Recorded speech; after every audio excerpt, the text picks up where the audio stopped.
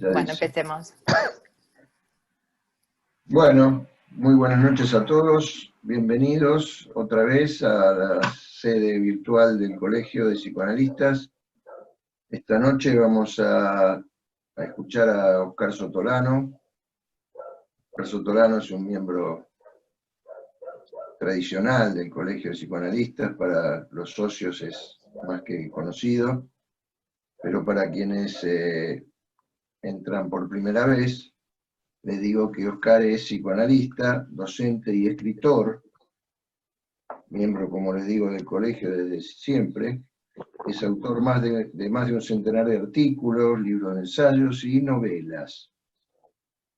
La única novela que se consigue en este momento es Tiempo de Vísperas, que está como un ebook libre. Después, en todo caso, a quien le interese, le hacemos llegar el link para poder descargarlo. Oscar se va a referir al tema de la libertad, nada menos, que califica como un malentendido irrenunciable. Así que vamos a escuchar la presentación de Oscar. Bueno, buenas noches.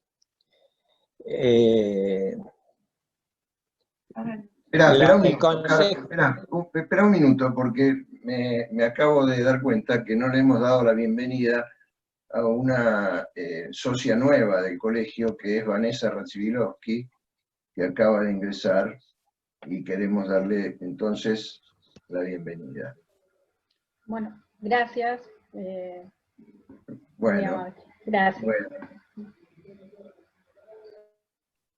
Ahora sí, Oscar. Bueno, buenas noches a esta nueva velada televisiva del Colegio de Psicoanalistas. Les agradezco que hayan elegido esta aplicación cuando uno está compitiendo con potencias tan fuertes como Netflix, Amazon Prime y todas esas cosas. Esta presentación tiene la peculiaridad de, si uno va siempre inquieto cuando presenta algo, porque no sabe si va a ser preciso, no preciso, comprensible, no comprensible, si las ideas que tienen algún valor o no, si se sostienen en algún malentendido de base, si hay una cuestión que es una falacia que organizó todo lo que uno expone, todos esos temores que nos invaden, hoy se agrega el mayor temor de la época, que es que se corte la señal y entonces todos los otros temores desaparecen. Porque ya, así que espero que siga funcionando así, que me dicen que se escucha bien. Yo tengo delante 4 imágenes que me van a servir de referencia, los demás no sé quiénes son. La presentación esta fue teniendo sus bemoles, no solo por los dolorosos motivos que hicieron que tuviéramos que suspender 2 jueves atrás, sino porque cuando Cintia, y hablamos con Cintia, el hecho de presentar algo en esta fecha, yo tenía en la cabeza otro texto, un texto que había escrito a 2 meses de iniciada la cuarentena, que se llamaba, que tocaba un tema más específico, que lo fui dejando de lado, además porque entró a circular en un ebook de estos que hoy sostienen el mundo de la transmisión, que es un ebook de Topía que se llamó El año de la peste, y no sabía para esta época del año si esto iba a seguir siendo tema o no. De hecho, hablamos con Mariana, Mariana Wikinski, la posibilidad de conversar 2 textos nuestros, ese y otro, y ver qué actualidad tenían. Y después el devenir de las cosas hizo que se impusiera el tema de la libertad, por motivos que tienen que ver tanto con situaciones sociales como con situaciones específicas del consultorio. Con lo cual escribí este texto a sabiendas que es una complicación no poder ir midiendo el clima cuando uno presenta. Y tomando un tema tan vasto como la libertad, hay tantos factores y elementos que no sé si podrá ser un texto seguible en los 40 minutos que lleva su lectura. Lo que sí me he afanado por tratar de que sea claro, por lo menos gramaticalmente, después veremos conceptualmente. El título lo acaba de decir Carlos, y empieza así. Como un pájaro libre, de libre vuelo, como pájaro libre, así te quiero. 9 meses te tuve creciendo dentro y aún sigues creciendo y descubriendo. Descubriendo, aprendiendo a ser un hombre. No hay nada de la vida que no te asombre. Es muy probable que reconozcan estos primeros versos de una canción que popularizó Mercedes Sosa en los años 80. No es música que escuchan a menudo, sin embargo, me acompañó desde que empecé a escribir, pensar esta presentación. Y digo escribir, pensar porque suelo pensar escribiendo. Entre las muchas canciones que amo, que hablan de la libertad, ninguna de las cuales había revisitado en esos días, no sé por qué, se impuso esta. Y se encamprichó en seguirme a todos lados. No importa los restringidos que sean estos lados en razón de la cuarentena, acompañando la escritura. Mi libertad de elegir qué música escuchar fue, así, parcialmente restringida por esta presencia agradable e insidiosamente compulsiva. Y así, apenas empezar, la tensión entre libertad, entendida como ausencia de toda restricción, y coacción interna-externa, impuso sus términos ni bien me enfrenté a la página en blanco. No hay duda de que la libertad tiene una dimensión romántica poderosa que va de canciones a poemas, novelas o cuadros, como el que Carlos, siempre tan atinado para la elección de imágenes para los flyers, me sugirió. El famoso óleo de Delacroix que ustedes han visto en el flyer, La libertad guiando al pueblo. En esa obra, lo romántico se mezcla con lo épico en un contexto en el que, quiero resaltarlo, no se puede desconocer a la muerte. La libertad, con sus pechos al viento, alza la bandera tricolor entre cadáveres, mirando apenas hacia atrás, tal vez hacia el pasado, convoca a seguirla con su cuerpo un poco volcado hacia adelante, quizás hacia el futuro. Sin duda, la libertad se complejiza. No solo vuela como un pájaro, sino que se planta firme en una tierra ensangrentada y pulsional sobre el cuerpo desafiante de una mujer. La monumentalidad del cuadro se destaca también en lo monumental de los misterios que encierra. Diré que esa épica radical acompañó mis utopías ya adolescentes. Pasar del reino de la necesidad al reino de la libertad, decíamos entonces. Creo que Carlos lo recordó en alguna presentación, y si no, no importa. Ambos citábamos a Marx. Siendo un tema presente y naturalizado en mí desde tan temprano, sin embargo me trae dificultades de hace muchos años. Hace 27 escribí un texto llamado Libertad y Sublimación, que luego incluí en Bitácora de un psicoanalista. El inicio consciente de estas reflexiones comienza, creo, allí. No en vano, en el diálogo entre libertad, creación y represión. Hace unos años, el tema volvió de modo más tangencial cuando me ocupé de la creación y el trabajo en alguna de las presentaciones en el colegio. Y al releer esos textos compruebo que la libertad me ha resultado siempre un problema. No solo una elección, y pongo elección entre comillas, presente en mi modo de transitar la vida, o un bello ideal esperable para el mundo todo, sino también un problema conceptual.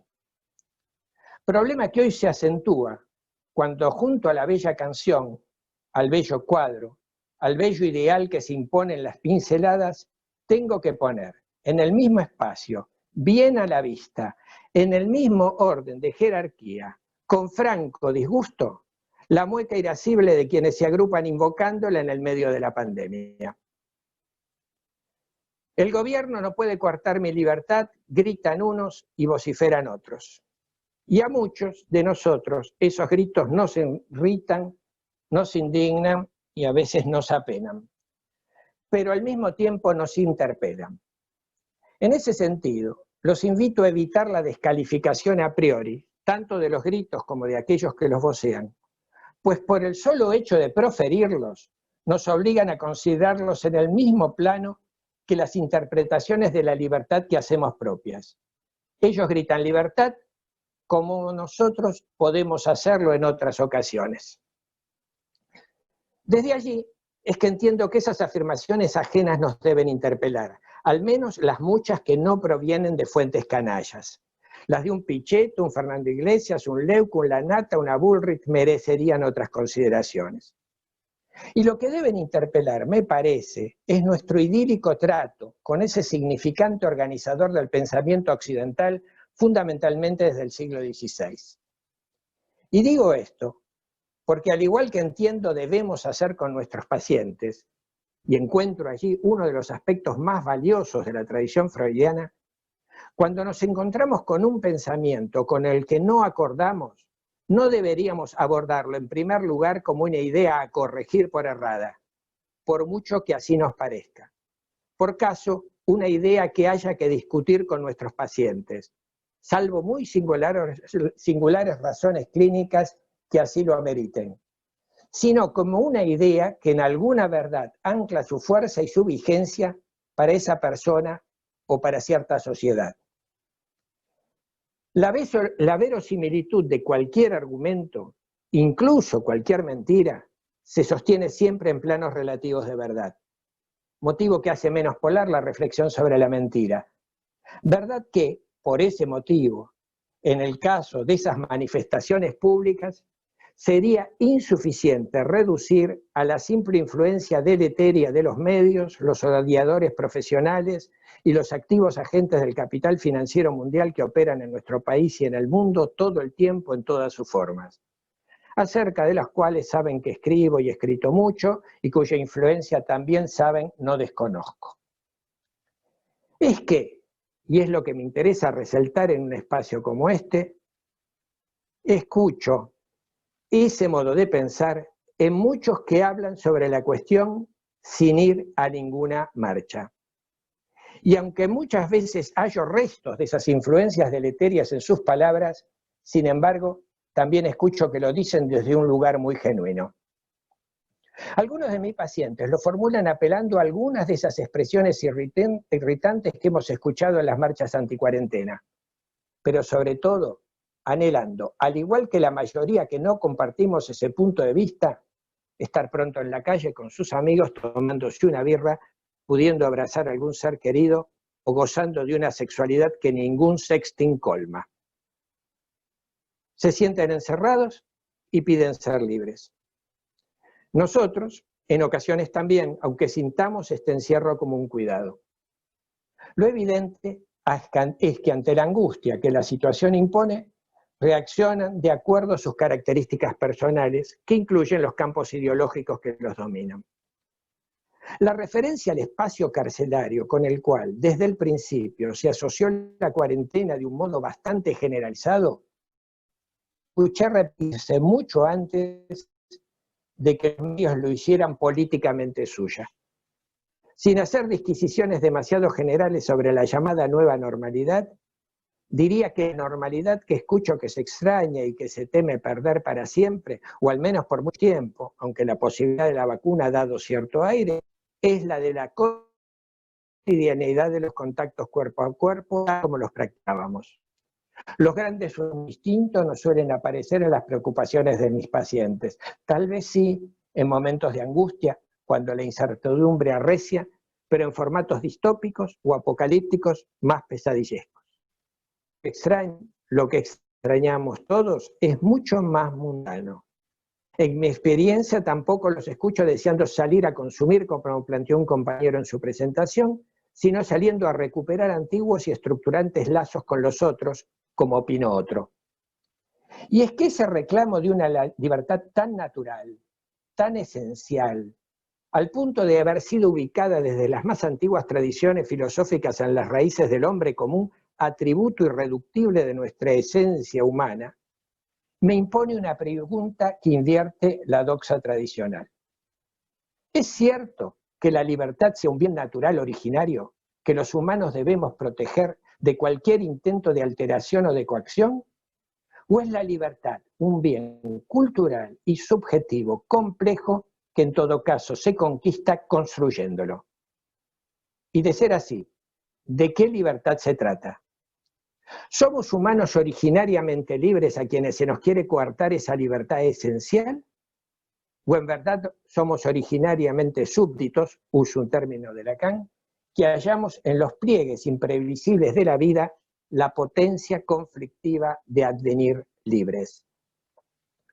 Las considero preguntas centrales para abordar el malentendido al que aludo en el título. Sé que la pregunta puede derivar en áridos caminos filosóficos, en mi caso, marcados por una ignorancia sobre la materia que los hace endebles. Trataré de no perderme en esos ricos y tortuosos laberintos, aunque los he transitado a los tumbos y siempre extraviado. Sin embargo, una mención muy general y básica no puedo evitar. A mí, por lo menos, me resulta raro que hablemos de libertad con tanta naturalidad como si fuera eso, algo tan natural, cuando ya en el mismo instante de nacer lo hacemos coaccionados, por lo menos por el espacio y el tiempo. Si somos libres, lo somos en un espacio de tiempo finito que tiene a la muerte como límite radical y en un espacio restrictivo en el que habitan otros, limitándonos con su sola presencia muchas veces. Como decía un querido compañero de la secundaria hablando de Sartre, si somos libres de elegir, lo somos en una vida que no elegimos. Hasta el pájaro libre, que desde siempre ha volado en nuestra imaginación como repetido sueño humano, ese bello cuerpo alado que puede liberarse de las férreas cadenas con que la llamada ley de gravedad nos ata a la tierra, hasta ese ser libre para volar se comprueba, sin embargo, limitado para nadar. Por ejemplo, ni bien buscamos ampliar su libertad de movimientos. Nuestra representación animal de la libertad, pueden ser pájaros surcando los cielos o caballos salvajes corriendo por pampas infinitas, queda determinada, coaccionada, ni bien precisamos nuestra observación o les damos la palabra a biólogos y etólogos.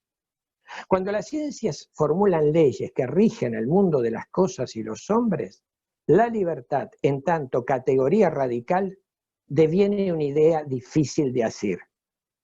Por eso, el libre albedrío, término que durante siglos impuso en el campo del pensamiento, chocó siempre contra las perspectivas de la determinación. Al menos, en lo que los filósofos llamaron mundo de lo necesario en Spinoza o mundo de los fenómenos en Kant. Claro que se puede alegar que la determinación es del orden del mundo de los fenómenos, del mundo donde rige lo necesario, mientras que la libertad humana, en tanto un problema de la ética, escapa a las lógicas de la determinación. Sin embargo, ni bien me ubico allí, me viene a la memoria una frase extraordinaria en su capacidad de síntesis, que justamente por ello repito a menudo desde hace 27 años. Prohibido prohibir, la libertad comienza con una prohibición. Sentencia que encierra toda la dimensión paradojal en la que Cristina Daillé insistió jueves atrás. Los jóvenes del Mayo francés de 1968 la dejaron indeleblemente escrita en las paredes de París, enfatizando que hasta en la ética de la libertad rige la ley, tal vez retomando debates instalados en la tradición francesa. entre el fuerte y el débil, entre el rico y el pobre, entre el amo y el siervo, es la libertad la que oprime y la ley la que libera. Eso decía el padre benedictino francés Henri Lacordaire hacia mediados del siglo XIX, aunque no refiriéndose a la ley del derecho positivo, sino a la ley divina formulada en los evangelios.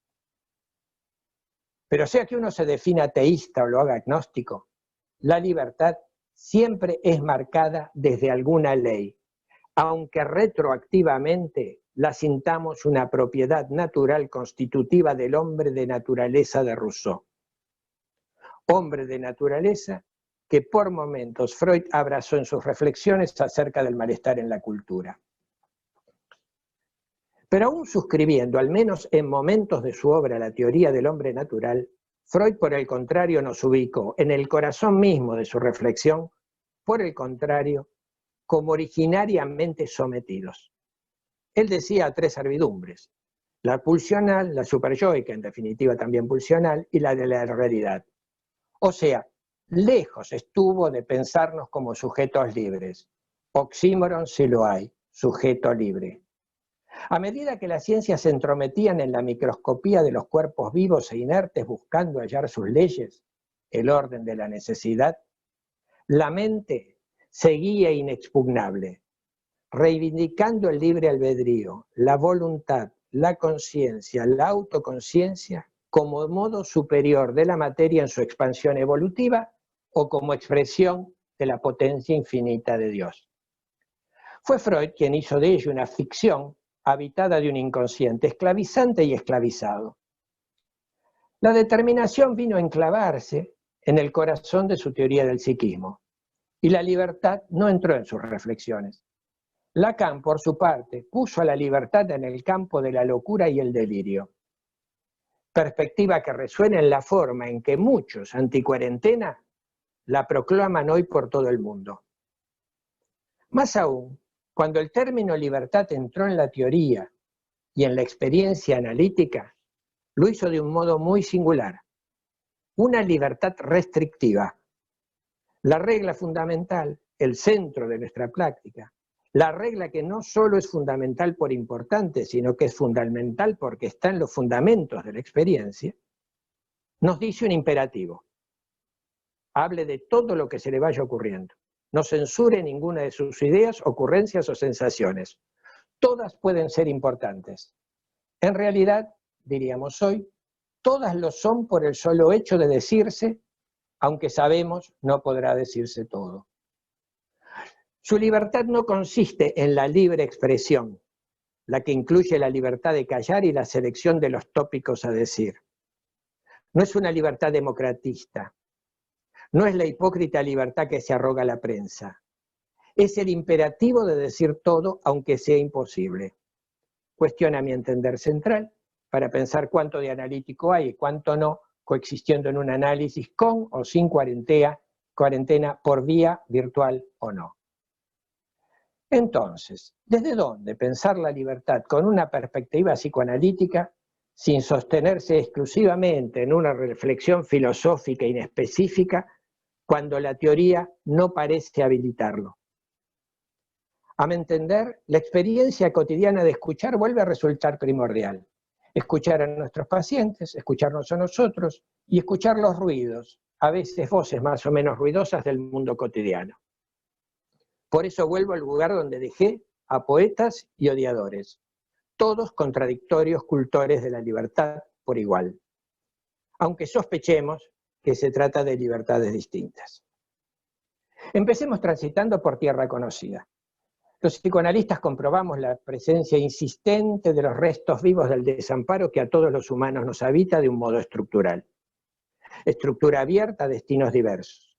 Entre otras cosas porque las múltiples y acotadas determinaciones que pueden explicar los hechos o fenómenos son tantos y diversos que en sus posibles encuentros siempre queda un resto no determinado.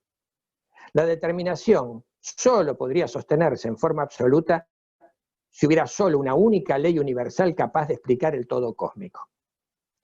Desamparo, decíamos, entonces, que ancla en la conflictiva, pero inevitable relación que todos tenemos con el otro.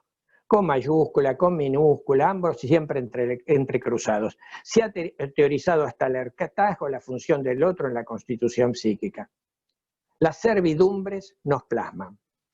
Lacan, aludía a ello antes, nos definió como súbditos. Sin embargo, ¿hay algún lugar psíquico donde eso que llamamos libertad se nos pueda recortar, siguiera alguna forma de ella en la trama de nuestra servidumbre fundante? Su presencia en las voces de la humanidad y su historia son demasiado insistentes como para que la descartemos en nombre de su inconsistencia lógica. Por otro lado, no queremos desechar con tanta facilidad algo que tantas veces en la vida nos emociona y nos deviene causa. Diré entonces que sí, que encuentro que la libertad tiene un lugar subjetivo específico para hacerse experiencia. ¿Cuál? Aquellos momentos en que nos apropiamos, es decir, hacer propio, o sea, un acto de poder de nuestras servidumbres al sentir eso que llamamos sí mismo de un modo singular. Es allí que se hace elocuente e ineludible.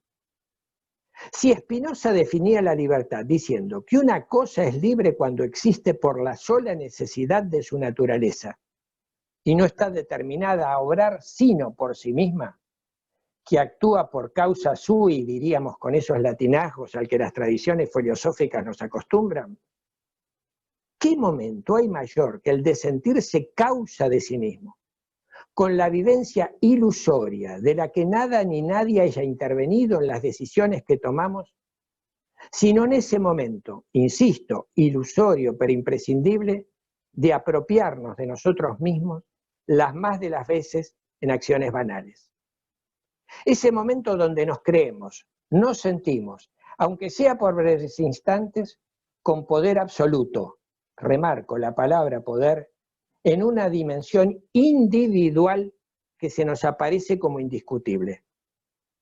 Ese momento en que nos sentimos uno por dividido que estemos. Esos momentos donde sentimos que ninguna coacción nos alcanza, que somos por completo dueños de nosotros, que nos apropiamos de nuestra vida, o al menos de nuestras acciones más triviales. En cierta medida, un momento de ejercicio pleno de poder en el medio de la inermidad que nos habita. Diría entonces que la libertad es aquello que sentimos cuando nos apropiamos de nosotros mismos de tal modo que no creemos que nada de lo que hacemos u ocurre tenga otra causa que nosotros mismos, donde nos creemos eligiendo sin más. Y allí emerge una tensión, un diálogo inevitablemente conflictivo entre el nosotros en el que somos en el otro y con otros, y el instante en que nos sentimos, nos recortamos como individuos dueños de capacidad de elección y de acción. Ese momento en que la identidad móvil e incierta que nos habita se cierra en un esto lo pienso yo, esto lo elegí yo, esto lo estoy haciendo yo, donde la llamada identidad se estabiliza vitalmente en una ilusión de mismidad sin otros, preñada de poder. Esa tensión, digo, nos define y a través de ella la libertad se realiza. Deviene sentimiento y acción, al tiempo que se legitima así teóricamente. En el torbellino de esa tensión, el individuo y el otro se nos muestran ambos consustanciales a nuestra estructuración mental. Decir que el individuo no existe porque estamos divididos y somos habitados por distintos otros, porque individuo significa no diviso, por ejemplo, se dice, resulta puesto en duda por el modo que nos referimos a nosotros mismos, no importa lo ilusoria y engañosa que esa individuación sea. Aunque engañosa, resulta imprescindible para vivir. Es irrenunciable. Lo individual y lo social son caras de un proceso de contornos fluidos. Y en el momento aparentemente individual de sentirnos dueños de nosotros mismos, sobre todo en nuestras acciones, la libertad adquiere su cara absoluta. allí la libertad es.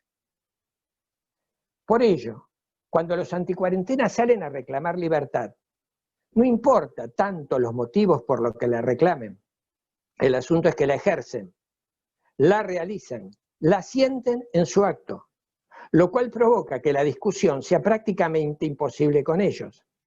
Desconocerlos con apelaciones éticas solo aumenta su irritación, porque afectamos su ser en acto, ilusoriamente, pero también realmente libre, aunque muchos parezcan zombies.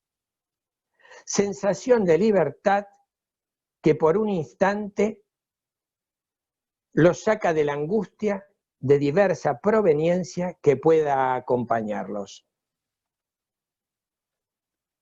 Lo rescato porque sea que enfaticemos la dimensión que corresponde a la sensación individual de libertad, sea que destaquemos esa presencia estructural del otro con el que nos constituimos libres, cualquiera de ellos o ambos pueden ser resaltados con mayor o menor incidencia de acuerdo a los modos ideológico-políticos sociales en que cada época se conciba la libertad.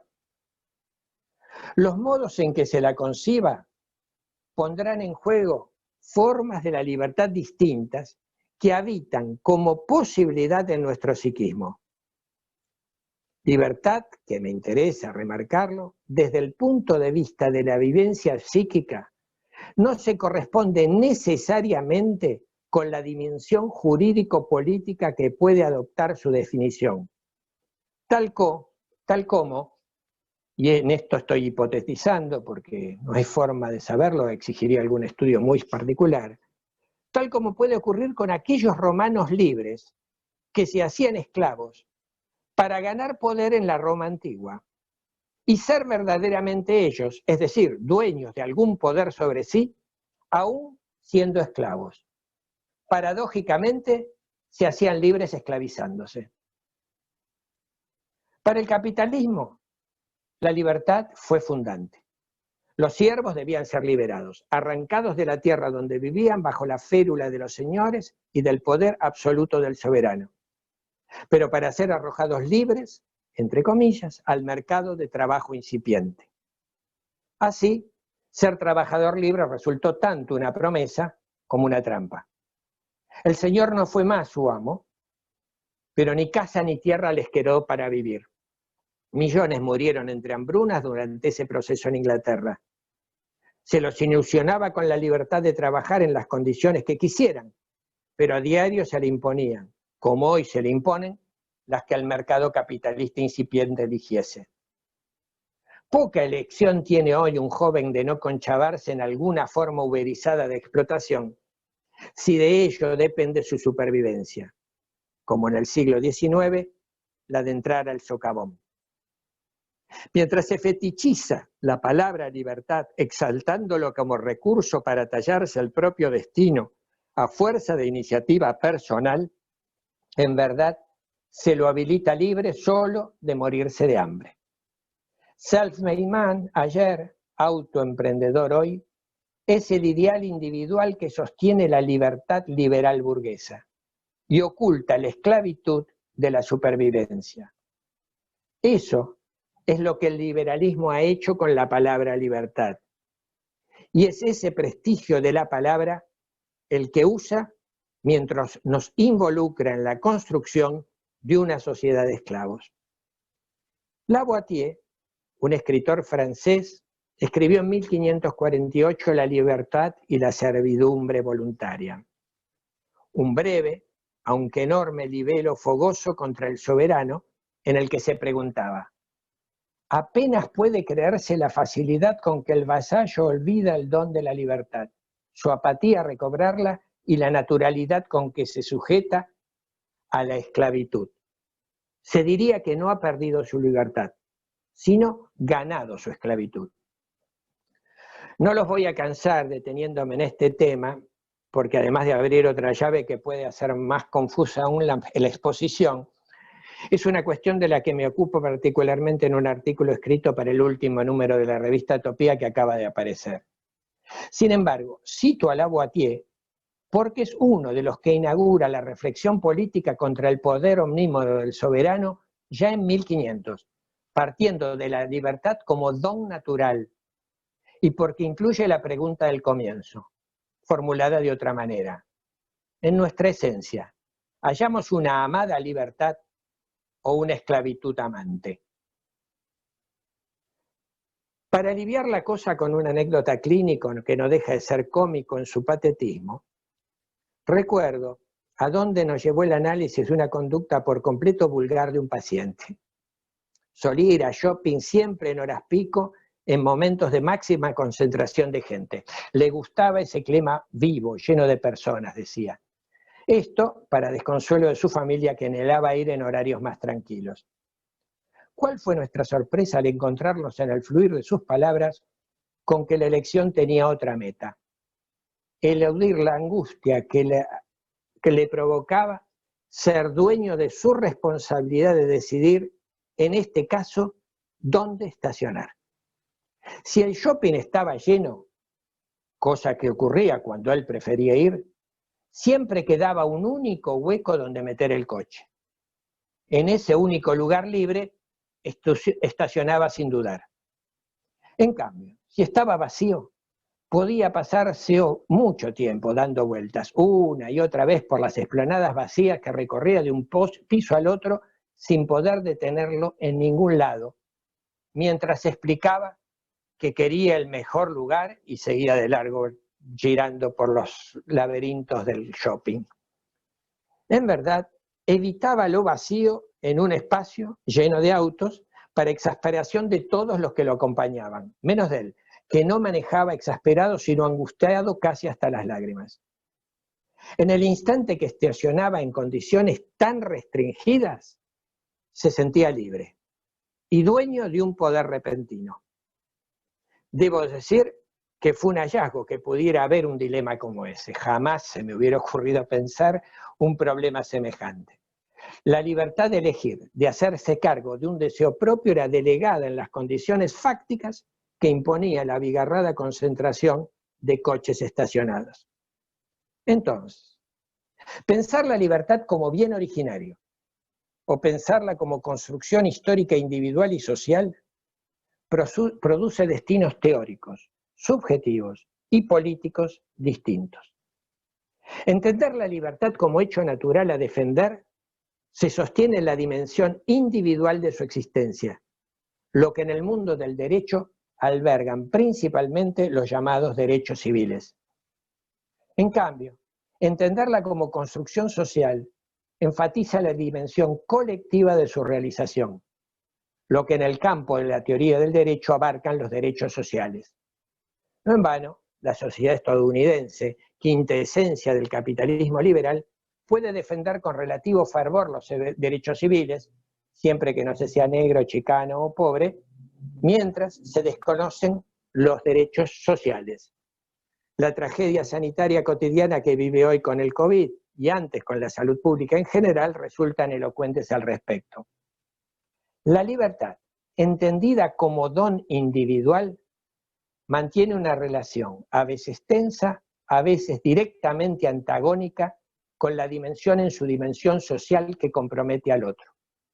Pero ambas son dimensiones subjetivas que creo no debemos ignorar ni antagonizar desde éticas bruñidas de superioridad moral. Los derechos civiles y sociales conviven. Los lemas de la Revolución Francesa, libertad, igualdad, fraternidad, no existen sino articulados, pero tienen independencia relativa. Y aquí vale insistir, y con esto termino, en la cuestión acerca de cómo estoy proponiendo pensar la construcción subjetiva de eso que llamamos libertad y cómo cercarla desde allí. Siguiendo el camino que les propongo, tal vez sí podemos pensar que la libertad es esencialmente humana. Pero no solo como ética que podrá tomar distintas formas, sino porque es en ella donde nos recortamos en nuestra singularidad engañosa. Somos herederos del otro, nos constituimos en él, nos hacemos en la alteridad. Nuestra experiencia de súbditos va tallando nuestra individuación.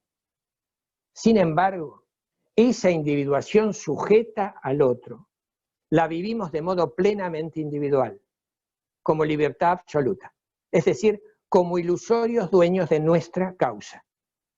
Un carácter de lo individual que no podemos desconocer, se siente en el cuerpo.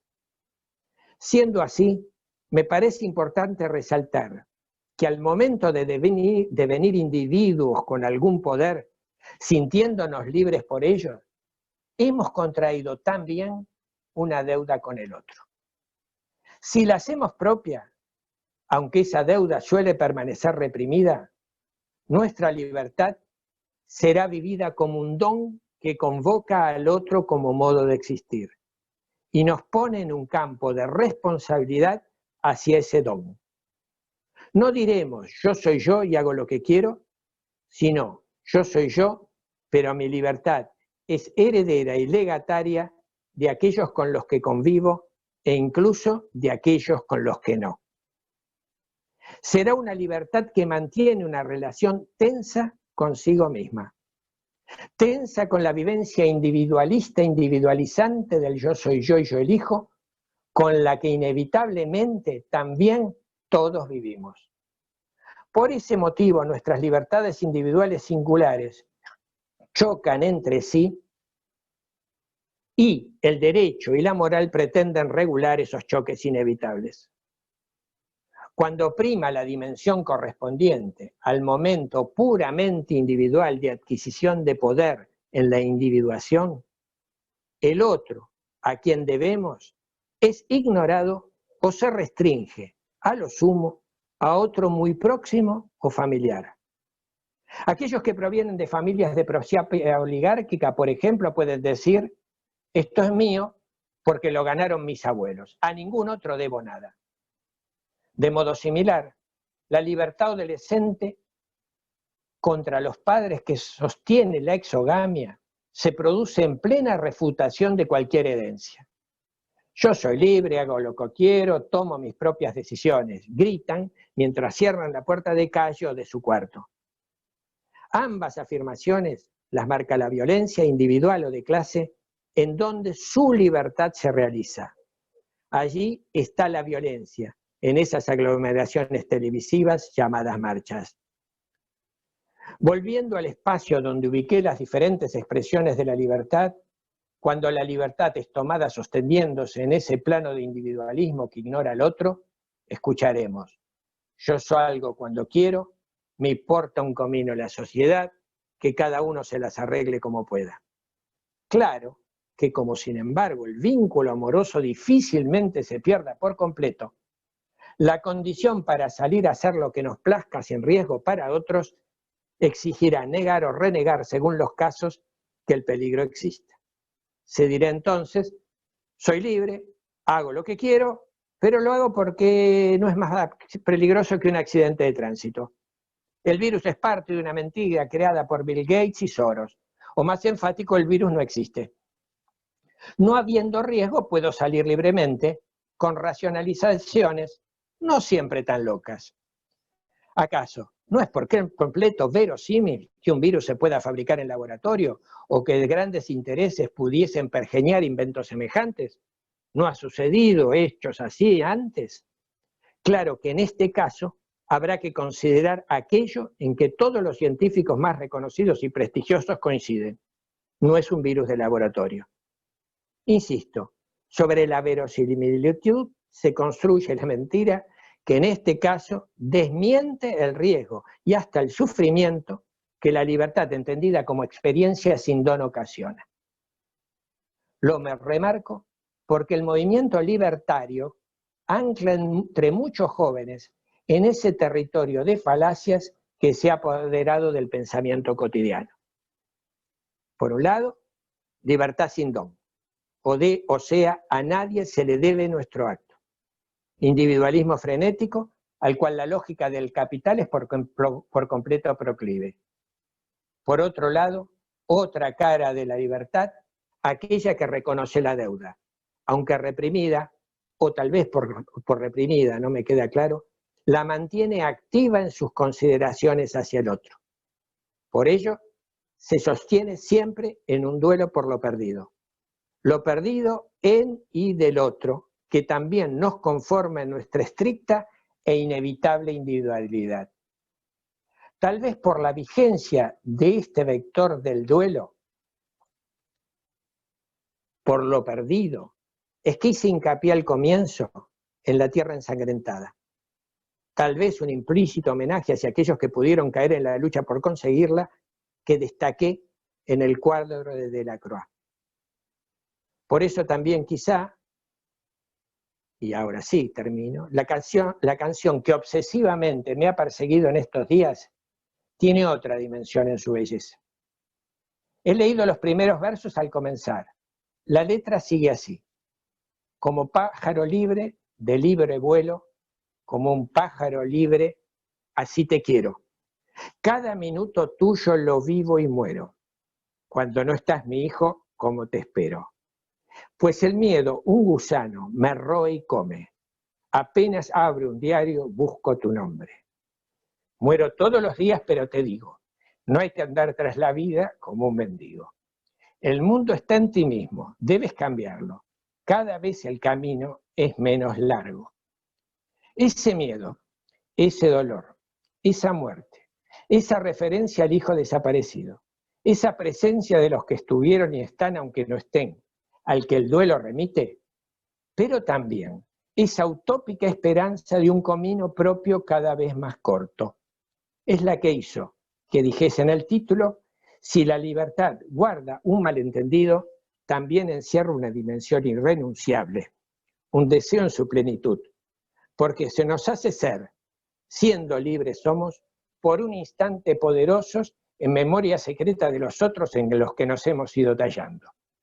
Así, la responsabilidad que supone hacerse cargo de duelos y esperanzas anida en nuestra mente como condición de posibilidad para vivir una libertad que no devenga la quintesencia del egoísmo más bizarro.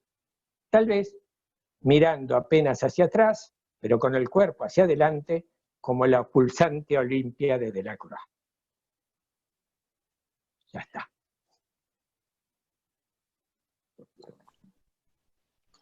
Bueno, muy bien. Se cumplió tu profecía inicial, porque me cayó la conexión durante un rato. De todas maneras... Una profecía es solo. De todas maneras, quiero recordar a la audiencia las maneras de intervenir. Los socios pueden levantar la mano con el instrumento que tiene el Zoom. No lo encuentro. No, por favor. Ya te anoto, Alfredo. Ah, bueno. Bueno, entonces, la invitación es innecesaria. Ya la conversación empieza a comenzar, así que adelante. Bueno, entonces Alfredo y luego leo un par de intervenciones que ya hay en el chat. Alfredo. Bueno, Oscar, la verdad que me encantó toda la exposición y todo lo que traes. Me parece que tiene muchas líneas. Tiene líneas filosóficas, sociológicas, políticas. Yo voy a agarrar una de estas, que es la psicológica. Y me parece que es muy interesante lo que vos planteás, porque uno podría decir que la libertad es una ilusión, ¿no? Creo que está en lo que vos decís. Y como ilusión, se basa en un gesto de omnipotencia, ¿no? Donde se define esto y además la contrapartida de esto es una desmentida. En este gesto omnipotente libertario hay una desmentida de todas las ataduras que nos condicionan y nos limitan, ¿no? Y en esto hay algo como lo que vos traías en relación a distintos órdenes también, que es esta ilusión se puede compartir con otros, o no, a medida cuanto más solitaria y delirante sea, estará más hacia el lado de la locura y la destrucción, ¿no? Pero bueno, hay una superposición de ilusiones, en cuanto puede haber libertades ilusorias que se agrupan y que pueden entrar en conflicto con otras ilusiones, en la medida que no se compartan o entren en contradicción, ¿no?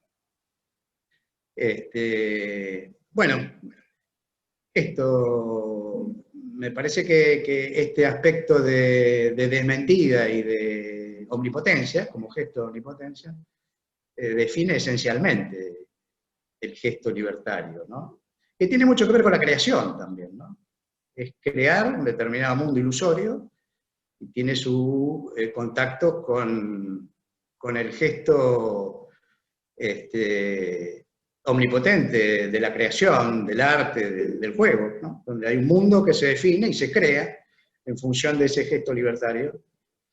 Y bueno, un espacio de libertad realmente valioso es el arte, y el juego también es un espacio de libertad donde se dispone de determinados elementos de una manera particular para crear un mundo propio. Es algo de lo que vos traías, esto del mundo propio. Pero bueno, esto implica también un determinado gesto también de renegación de lo que no entra en ese mundo que se crea, ¿no? Una novela, un cuadro, una película, un juego. Pero bueno, me interesó mucho esto de la relativización de la libertad y bueno, como gesto de apropiación también, ¿no? También tiene esto de la apropiación de un mundo, implica un gesto libertario y la libertad tiene que ver con eso, ¿no? Bueno, nada más. Gracias. No, gracias a vos. No sé cómo, María, cómo... ¿No querés contestar o querés Claro, que...? no, está Dale, bien, dale, no sé sí, cómo está. dale, vamos como vos quieras. La perspectiva de Winnicott que vos traes está de alguna manera presente implícitamente en esta reflexión. Yo igual quiero acentuar una dimensión, que es mi preocupación en todo este tema era la libertad. ¿Cómo es que podemos hablar de libertad viviendo en un mundo, además, me salen todos los, tengo el teléfono que es chiquito y me salen los carteles. Habla sin mirar. Sí, voy a hacer eso porque además Así como no te mareas, Alfredo no lo vi,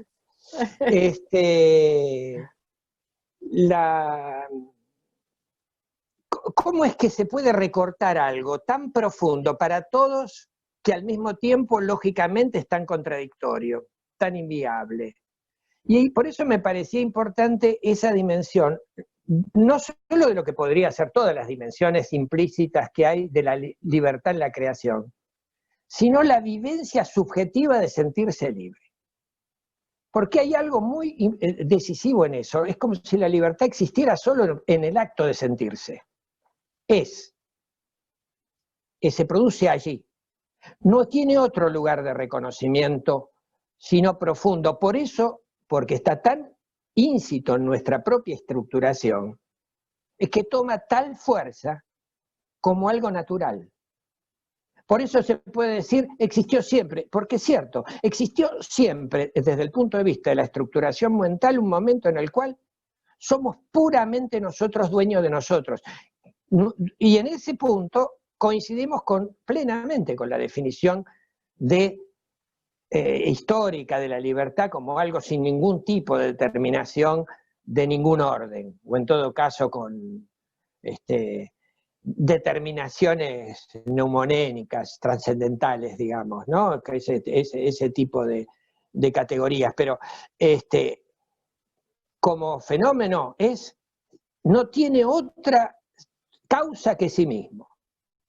Y en los únicos momentos en que nosotros nos sentimos como causa de nosotros mismos en un modo activo y potente, es aquellos en los cuales nos apropiamos de nosotros, sentimos algo de esto, y en ese sentido la libertad se hace en acto y en vivencia. Por eso el tema de la ilusión plantea distintas distintas cuestiones que son esenciales a la formulación que vos hacés, ¿no? Bueno, dejo porque...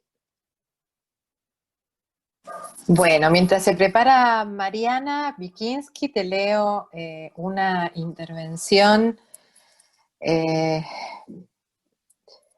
de Norberto Dosorets, que dice: ¿qué opina de la frase de Fromm en su obra Miedo a la libertad? El ser humano siempre parece que busca estar dominado, pareciera que tienen miedo a ser libre.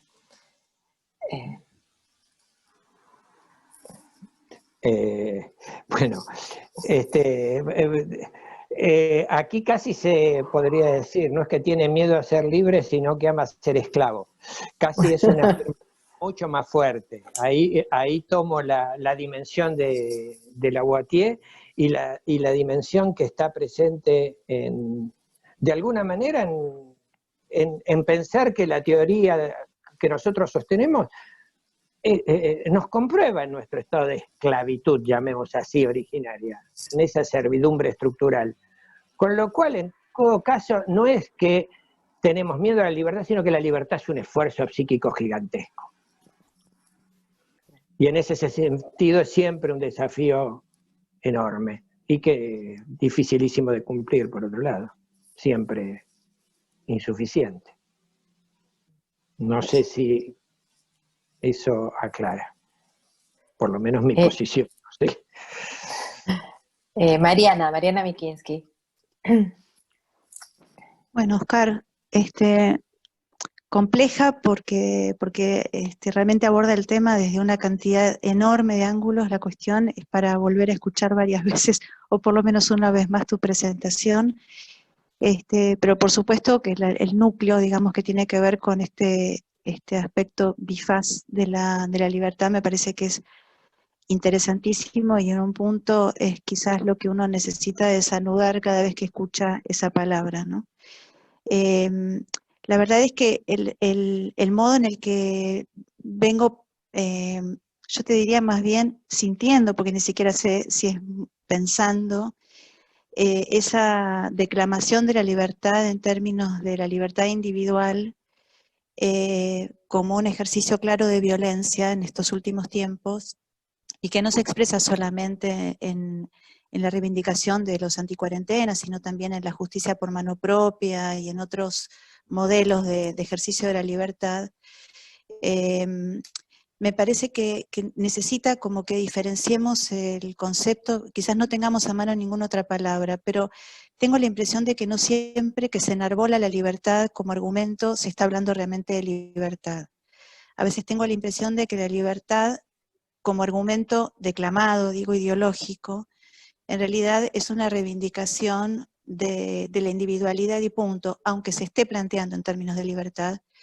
Y entiendo que es muy difícil, sin colocarse en una posición de superioridad moral, como vos decís, que puede ser una posición peligrosa, entiendo que es muy difícil discriminar individualismo de libertad, egoísmo de libertad, desentendimiento del semejante de ejercicio de la libertad. Entiendo que cuando uno empieza a pensarlo en términos de dicotomía, necesariamente empieza a plantearlo en términos morales.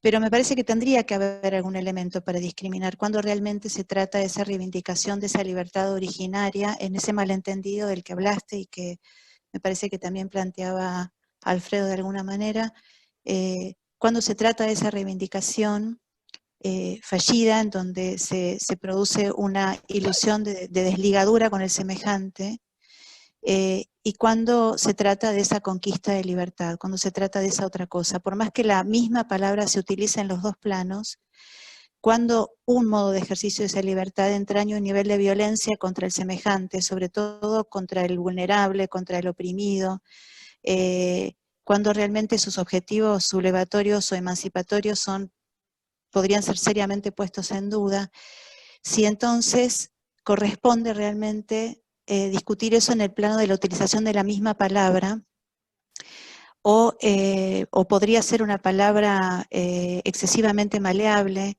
o debemos adjetivarla de alguna manera para diferenciarla de esa otra cosa, pero el modo en el que en nombre de la libertad se ha ejercido ese nivel de violencia que hemos visto en el último tiempo, en donde el semejante es tachado absolutamente en su vulnerabilidad, me hace dudar de que la libertad sea realmente el objetivo primario en el planteo, y me parece que sencillamente viene bien el prestigio de la palabra, como dijiste vos, para esgrimirlo como argumento de ataque. A ver, te agradezco, Mariana, porque me permite precisar algo. Estoy totalmente de acuerdo con vos en términos de las dimensiones políticas que está en juego en esto. Y es cierto que la palabra libertad tiene el problema de que en sí misma es problema, por eso sí se hace necesaria adjetivar. Yo puse la libertad liberal burguesa, la libertad, uno podría poner distintos adjetivos, pero hay algo que sigue siendo, que es eso de, ¿cuál es su núcleo? Sobre todo cuando tiene esa posibilidad de ir existiendo a lo largo de los tiempos. Yo no diría que los movimientos que se están, porque hay un problema, los movimientos que se están produciendo en esa heterogeneidad gigantesca, la libertad en muchos casos es una pura excusa canalla, no hay ninguna vuelta. Es decir, pensar a Pichetto reivindicando la libertad no entra en ningún canon. No cree en eso que nosotros creemos, aunque él se pueda sentir enormemente libre en el momento de enunciarlo. Que eso es lo que yo trato como de precisar. Las libertades de las clases son al mismo tiempo sus propias libertades y por eso son enormemente violentas sobre las clases de las cuales y sobre las cuales viven. Y la gente que se moviliza en una plaza es muy diversa, pero yo por eso retomaba, porque no me quería meter con cada delirante que anda dando vueltas, tomando por otro lado la enorme cantidad de discursos sociales que proliferan en YouTube. Es increíble la cantidad de circulación de información y de los grupos liberales, de este anarquismo defensor de la propiedad privada que haría suicidar a cualquier anarquista histórico. Pero han llenado con mezclas en las cuales se combinan teorías conspirativas con lógicas absolutamente irracionales de cualquier tipo, donde pasás de los antivacunas. Ese conglomerado tiene funciones políticas generales en las cuales efectivamente la palabra libertad se usa para un fin absolutamente contrario a sí mismo. No en vano, en Alemania los que la reivindican son los neonazis y en España Vox. Es decir, es la ultraderecha que no puede, ha tomado una palabra de prestigio. Ahora, lo que me importa es el prestigio. Por eso yo traté de ir tratando de acercar el posible anclaje del prestigio de la palabra, independientemente de los avatares indudablemente canallas que todas las palabras pueden tener. Las palabras, las prácticas, etcétera, etcétera. No sé si preciso porque además como no te veo, no sé dónde, temo tocar algún botón y que todo se destruya. No, además de todo, se me cortó la conexión en el medio de tu respuesta, así que voy a volver sobre la grabación porque me perdí como 2 minutos de respuesta. Así que, bueno, pero la última parte, totalmente de acuerdo con el tema del uso canalla del que se puede hacer la palabra libertad. Así que, bueno, después voy a escuchar la grabación. Bueno, Alberto Marani.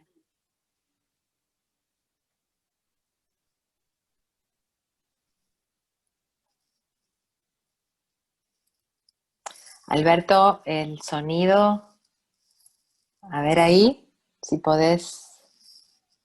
Reiniciar. Ahí.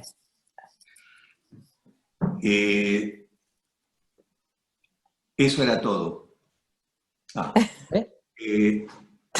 Reinicio. Como siempre, un trabajo de Oscar está lleno de sugerencias, disparador de líneas, que uno no sabe muy bien por dónde siquiera empezar, ¿no? Tal vez me extienda muy poco porque, o menos de lo que creía, porque con la intervención de Mariana y la aclaración de Oscar me permiten simplemente decir más brevemente lo que quería decir. A mí me iba pareciendo que el trabajo de Oscar tomaba la situación contextual bien actual de los movimientos que se están produciendo en contra de las restricciones impuestas como medidas de cuidado impuestas por la pandemia. Y entonces empezaron a proliferar estos discursos libertarios que no vamos a hacer la historia porque está emparentado con ciertos puntos claves del liberalismo y ciertas variantes de lo que se llama el anarquismo de derecha, ¿no? La economía que tiene como cuna Viena, etc. Me parecía que el tomar libertad como textualmente es enunciada por la ultraderecha, estaba cayendo en la trampa de tomar un término de extraordinario prestigio, como es la libertad, nada menos, y hay tantas otras cosas que se toman con fines meramente manipulatorios. Casi me iba pareciendo que no tenía sentido responderles en ese plano porque es tomar el señuelo como algo consistente. La verdad es que se trata simplemente de un egoísmo y además de un egoísmo idiota.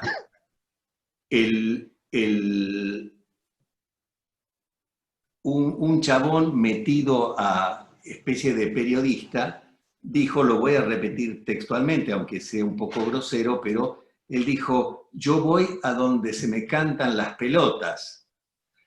Ese chabón ahora está internado en Otamendi porque se contagió, no yendo a las marchas, porque evidentemente son a su vez muy cobardes y no se mezclan con la negrada de los lúmpenes que van a estas marchas.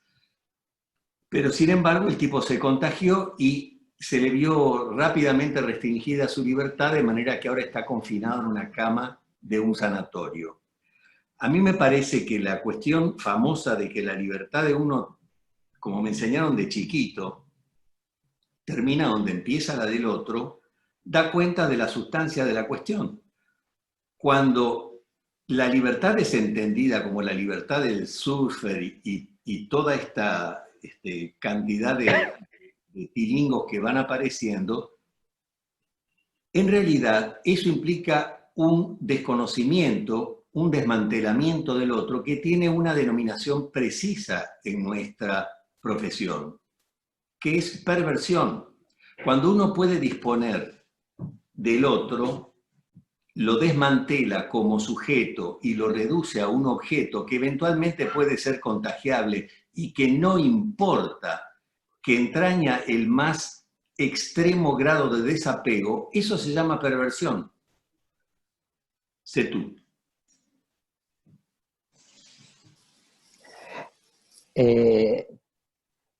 Yo justamente no me quería referir a esos personajes. Porque digamos, con una zona de esos personajes coincido plenamente. A mí lo que me preocupa, y por eso les dije, tratemos de salir de nuestro campo de irritación legítima y de nuestro posicionamiento claro. Es escucharlo en pacientes en los cuales no hay perversión, sino hay incorporación e identificación con ciertos discursos que han circulando que encarnan y que vehiculizan ansiedades propias y que no son ansiedades canallas.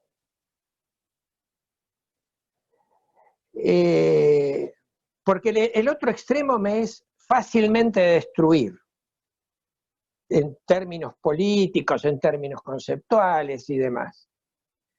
A mí me preocupa otra zona, que es la que en general me preocupa con respecto a todas las cuestiones del universo político actual, que es qué ocurre en el interior de la subjetividad cotidiana neurótica, digamos así. De esa que transita y en un momento determinado puede tomar estas ideas, porque estas ideas, esto no solo tiene que ver con las, digamos, con las tradiciones de la derecha, el liberalismo en sí mismo se funda en una división de la libertad en la cual puede reconocer al otro y no reconocerlo simultáneamente. Puede ser como las libertades individuales de Estados Unidos, basadas en escisión. Sí, pueden ser todos tienen derecho, no tienen, pero vamos a ver cuántos muertos vamos teniendo en cada manifestación en Estados Unidos y qué acto hay en Wisconsin o en Oklahoma o donde fuere. La libertad ha sido siempre eso, por eso traje la peculiaridad del lugar que tenía en la historia del desarrollo del capitalismo, la libertad, en términos de la libertad para trabajar.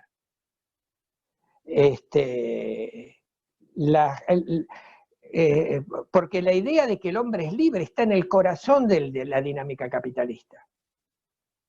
El capitalismo tuvo que hacer que los hombres fueran liberados del soberano y de los nobles.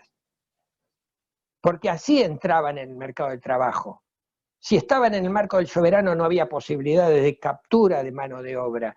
Y la libertad fue enunciada desde un primer momento, y fue Marx el que se dedicó a denunciar esa hipocresía implícita. Pero la hipocresía se marcó en ese valor y prestigio, y a mí por eso me interesa el prestigio de la palabra, y en qué lugares más íntimos nuestros, en qué lugares del psiquismo puede anclar. Por eso me orienté en esa dirección. Los otros interlocutores dan para mucho, pero se juega en otro territorio que no era el que en este momento más quería acentuar, aunque, como vos, Alberto, decís, circulé por una cantidad de campos que me parecían necesarios para algo así como dar contexto y densidad a la cuestión, ¿no? ¿Puedo acotar algo chiquito? Yo no sé, no encuentro la manito acá. Dale, Alfredo. Dale. Después está bueno, Juan Carlos Perone, así se prepara mientras. Bueno, en lo que decías vos, Oscar, en esta línea que tomabas, por supuesto, lo que pasa es que esto, como terreno de ilusión, entra en el ámbito de la creencia, ¿no? Y como tal, es abiertamente manipulable. Yo diría que así como la libertad es una ilusión y entra en el terreno de la creencia, puede ser manipulable por distintos sectores, como está siendo ahora en algunos grupos, ¿no? Pero siempre está en el terreno de la creencia, o sea, para un lado, para otro, y ahí está la lucha, digamos, la lucha cultural tiene que ver con eso, ¿no? Con quién se apodera del sentido común y implanta una creencia de cuál es el sentido de libertad y dónde lo ponemos, ¿no? Bueno, eso. Bueno, Alfredo, justamente hace años, 3 años, cuando presenté el trabajo sobre creencias en el colegio, justamente apunté al tema de la creencia como algo estructural en lo humano, y en ese sentido lo creencial es constitutivo, y hay una zona en la cual todos entramos en territorios que tienen zona delirante. Entonces, en la medida que todos quedamos en ese territorio como posibilidad, es bueno algo así como no marcar tan nítidamente las diferencias, que entonces marcamos muy nítidamente las diferencias y entonces no podemos pulsar la cuestión en un lugar que nos involucra más a todos, digamos así. Claro. Bueno. Bueno, Juan Carlos Perone, mientras él activa el micrófono, te leo una intervención de Nicolás Vallejo. Oh, mucho Nicolás. que no lo veíamos. Sí. Hola, gusto. Nico. Dice, pienso en 3 términos similares donde uno de ellos implica necesariamente al otro, en cambio los otros 2 ofrecen la ilusión individualista. Libertad, independencia, emancipación. Dice, bueno, una resonancia. Y te agradece. Hay un montón de comentarios que después tenemos llegar. Juan Carlos. Sí, ¿se escucha? Sí, perfecto. Yo voy a tomar por otro lado, pero retomando algo que me parece que vos hiciste particular insistencia en los comienzos de tu lectura y que después me parece que se diluyó un poco, pero que yo creí escuchar de esta manera. Me parece que señalabas la libertad, digamos, genuina, como una particular relación de uno con uno mismo, y que se manifestaba en una especial experiencia o vivencia que recubría, digamos, que hacía sensible para el sujeto esto. Me parece que dijiste algo de eso. Si no dijiste algo de eso, no importa, lo digo yo, porque por ahí interpreté algo que dijiste de esta manera, porque probablemente anidaba algo de esto en mí previamente, no lo sé. Algo se entendió. Algo se entendió, porque por lo menos has tomado muy precisamente lo que dije. Bueno, ahora, si es así, tal vez hay un carácter paradojal, porque no cabe duda, creo que todos pensamos, tanto en el plano psicosocial como en el plano de la constitución de la subjetividad, somos deudores, digamos, de la relación con los otros y con el otro en general, digamos. Deudores de aquello que nos alojaron, que nos donaron la lengua, etcétera, etcétera. Por lo pronto el lenguaje mismo, digamos, nos preexiste y a través de él, digamos, también en algún momento, cuando aprendemos a hablar, nos relacionamos con nosotros mismos. Ahora, yo digo que me parece que ahí hay algo paradojal, porque justamente yo creo que tal vez esa sensación o esa vivencia o esa experiencia a la que hiciste referencia es poder elegirse aceptando lo que nos condiciona. No en el sentido de inventarse completamente, sino en la medida en que uno puede elegir como propio aquello que viene de los otros, es probable que ahí haya una experiencia, digamos, muy especial, donde uno tiene la vivencia de una conexión diferente y auténtica con uno mismo. Y yo lo pondría en contrapunto con algo que creo que mencionaba como al pasar Alfredo, y por ahí eso permite pensar un poquito las diferencias de creencias, ¿no?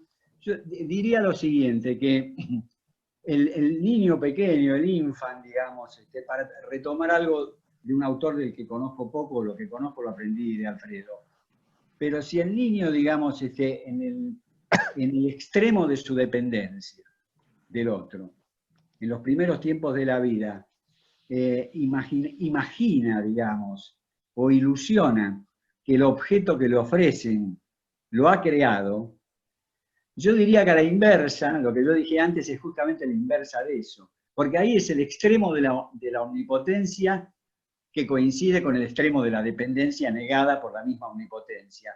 Me parece que ese sentimiento de algo así como de recuperarse uno mismo implica al revés, implica elegir libremente aquello que nos condiciona, porque sabemos que nos condiciona. Hay algo central en nosotros que no fue producido por nosotros mismos, sino en el interjuego con los otros, de los que somos deudores, pero aceptamos plenamente que es así. Ese es un momento de libertad también, en el mismo momento que aceptamos el condicionamiento. ¿Está? Sí, sí. No sé si... Bueno, vos lo dijiste, ese es uno de los modos. Ese es uno de los modos de expresión. Yo creo que ese es uno de los modos en que eso que llamamos libertad como sentimiento, vivencia, todo lo que vos describiste en principio, se expresa en formas de la libertad que son disímiles. Y ambas son inherentes a la peculiaridad de los subjetivos. Porque hay un momento egoísta en la libertad, un momento finalmente, aunque esté estructurado, por eso dije, existe la relación con el don. Existe un instante en el cual la vivencia es de absoluto, yo lo elegí. Algo más extraño y arrogante de decir yo elegí, la verdad sea dicha. Yo cada vez que elijo no sé cómo miércoles elegí, aunque crea que elegí y haya pensado mucho la cuestión. No sé qué les pasa a ustedes, pero cada vez que tomamos a nuestro cargo una decisión sobre un acto o nos apropiamos de un acto, ese acto nos hace y nos produce una sensación de poder, por eso insistí en el poder, que hace, la define. Y puede haber una definición de libertad y de poder, por eso es que cada sector social puede sentir formas de la libertad específicas, en la medida que ejerce su propio poder, contra otros y ante otros, sí. Y ellos van a tener otro mundo porque tienen otros. Yo cuando decimos el otro, la preocupación con el otro, etcétera, etcétera, siempre me parece que a eso hay que ponerla hay que ponerle un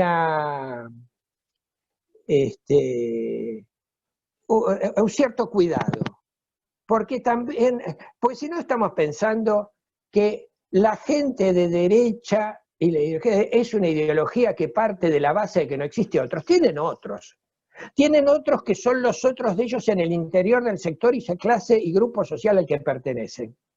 Y se sienten enormemente comunitarios con su espacio social. Y se reúnen en sus propias zonas y lloran por otros y se preocupan por otros. Lo que no hay es una dimensión colectiva, social del humano. Nicolás antes trajo el tema de la emancipación, libertad, no sé cuál fue el otro término que utilizó, porque se me pasó. A ver, ya te lo vuelvo a leer. Independencia. Independencia, sí. Bueno. Después sí agregó algo que dice, bueno, saluda y dice, en el trabajo del 93 decías, defendemos la libertad, pero no creemos en su virtud ontológica. Pero también decías que el terraplanismo estaba superado. Ja. La libertad y la independencia ofrecen la engañosa idea de que se trata de un Estado y no un movimiento. Yo decía eso del terraplanismo, la verdad que ni me acuerdo qué podía decir en el año 93 del terraplanismo. Claro, bueno, uno tiene sus ilusiones en la vida. Cree que va a haber ciertas cosas, no las va a ver más, no las va a escuchar más, y siempre se equivoca. Los tres términos son términos de distinto nivel. Yo pondría más el término de libertad en relación con autonomía, porque los otros tienen que ver con una dimensión política. Es decir, la idea emancipatoria es una idea política que corresponde a una tradición histórica y teórica y política muy profunda, de la cual nosotros, algunos de nosotros o muchos de nosotros, somos herederos. estoy seguro que eso está completamente fuera de categoría de los sectores sociales que están en el poder y de toda la enorme cantidad de sectores que alrededor del poder giran y viven en el interior del poder. Porque si no, el poder es pensado como esa idea del 1% de la humanidad que acumula esa riqueza extraordinaria. No, el 1% existe y existe un enorme sector que le funciona de muelle, como algo que disminuye el impacto, y que produce una cantidad de redes complejísimas. Esas redes complejísimas abarcan personas que no se plantean ni por asomo la cuestión de ninguna emancipación. En todo caso, su única emancipación está restringida al pequeño universo en el cual hacen transcurrir su vida. Entonces, si le dicen que no puede salir de la casa, su vida es la casa.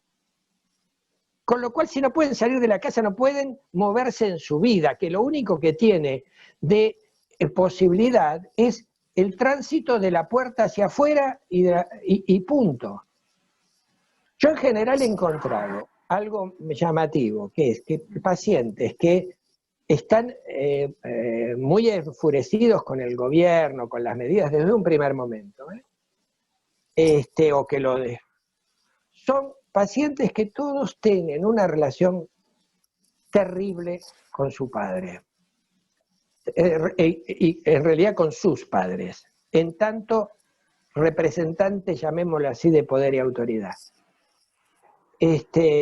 Con lo cual hay algo de a quien no se les debe nada.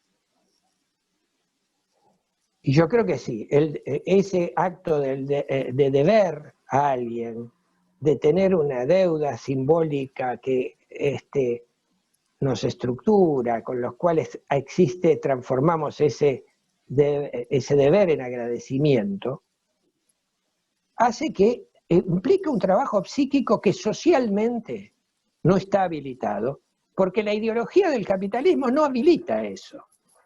Al contrario, lo ataca permanentemente, y lo ataca en el interior de los neuróticos.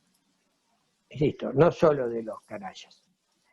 Oscar, sí. Tenemos 2 intervenciones más y tu cierre, y ahí estaríamos hoy cerrando, ¿sí? Carlos Busetti primero y luego Hermes Millán. Bueno, no, yo voy a ser muy breve porque al principio me parece que el trabajo es enormemente complejo y yo me perdí una parte. Pero quería recordar, a propósito de lo que se decía sobre el prestigio de la palabra libertad, que también ese prestigio significa una severa devaluación de su significación. Bueno. No nos olvidemos que los campos de concentración nazis tenían en la puerta una frase que decía Arbeit macht frei, el trabajo libera, ¿no? Con lo cual, digo, la utilización política de la palabra no la inventaron ellos, pero la hicieron de la manera más brutal. Y la segunda cosa que te quería decir es que cuando escuché la vertiente más filosófica de tu trabajo, me evocó mucho algunas frases que me impactaron siempre en Emmanuel Levinas. La idea de la responsabilidad frente al rostro del otro. Que vos planteas que la libertad implica necesariamente, la libertad en su dimensión, diríamos, no sé, no ontológica, por cierto, pero sí, digamos, existencial, si se quiere, implica la responsabilidad con el otro. Sin eso no hay libertad posible, ¿no? Bueno, eso, nada, esas 2 cosas. ¿Cómo estamos de tiempo? Si no, por eso, estamos sobre la hora, pero lo escuchamos a Hermes y les respondes a los 2, ¿querés? Sí, Hermes, sí, mejor. Y ahí cerramos. Hermes. Sí, muy breve. Aparte de las felicitaciones y los agradecimientos.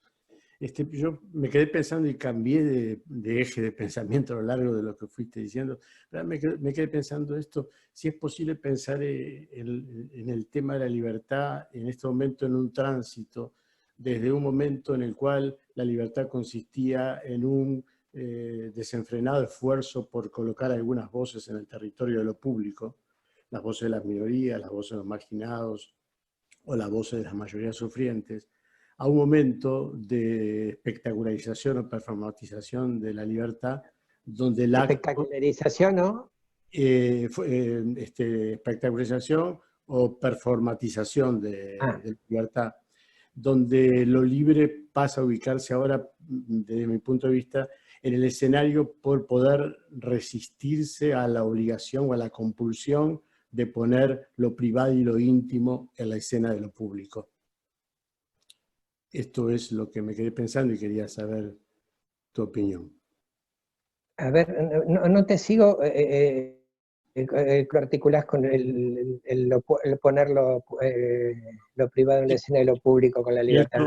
Pienso en este tema de los medios de comunicación y las redes sociales, donde hay como una obligación de dar cuenta de lo privado y de lo público en las redes sociales.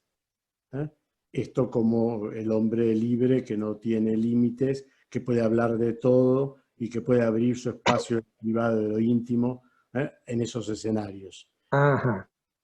Entonces digo, si es posible pensar del esfuerzo por colocar las voces en el escenario público al esfuerzo por preservar de lo público la intimidad y la privacidad.